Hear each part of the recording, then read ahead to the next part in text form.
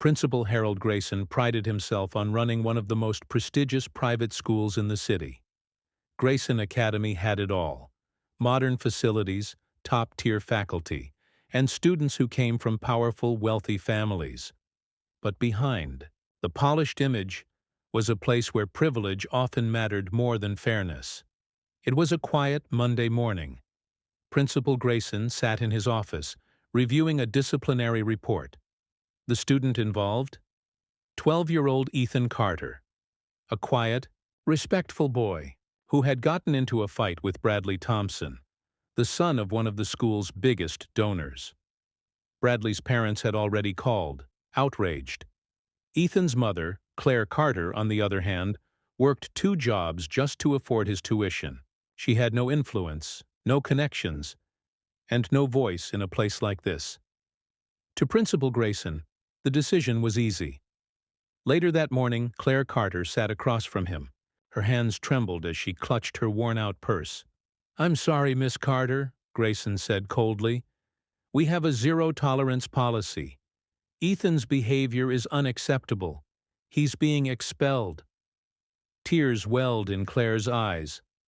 "But he's never been in trouble. He told me Bradley's been bullying him for months." Grayson didn't flinch. "The facts are clear. My decision is final." The next day, something happened that no one saw coming.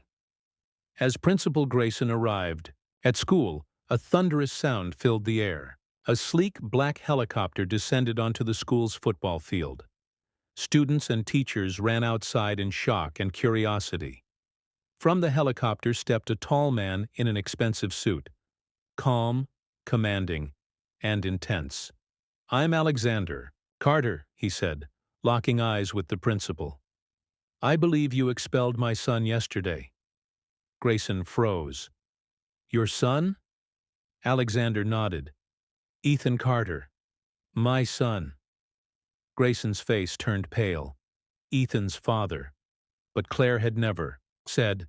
"She didn't have to," Alexander cut in. "Claire is my ex-wife. I've been away too long, but that ends today."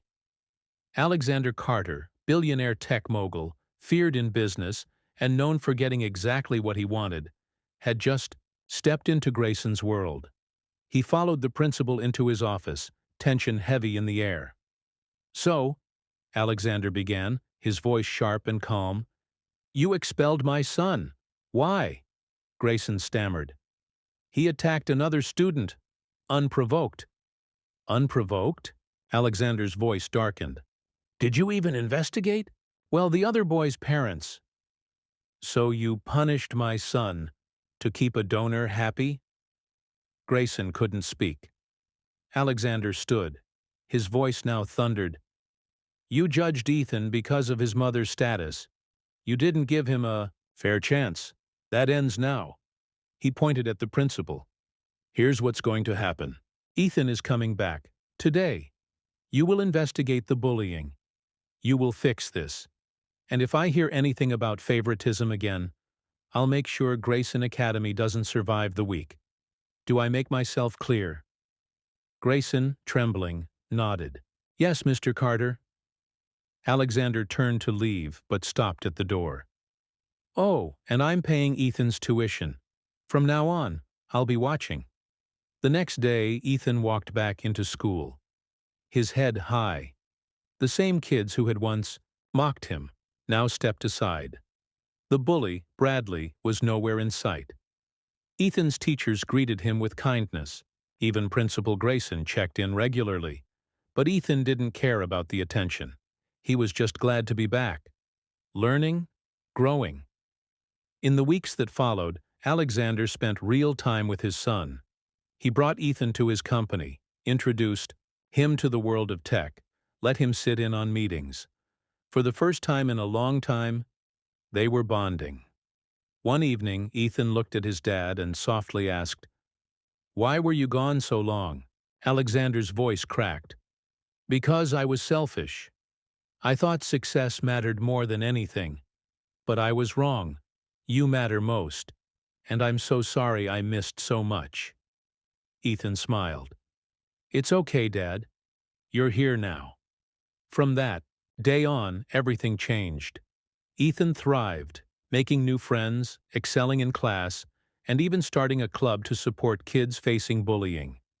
Inspired by his son, Alexander launched a foundation to help underprivileged students. No child would be treated like Ethan ever again. Principal Grayson? Humbled. Changed. He worked to rebuild the school's values. And this time, he got it right. As for Ethan, he didn't just gain a father. He gained a hero. And together, they began writing a new story. One of justice, healing, and second chances.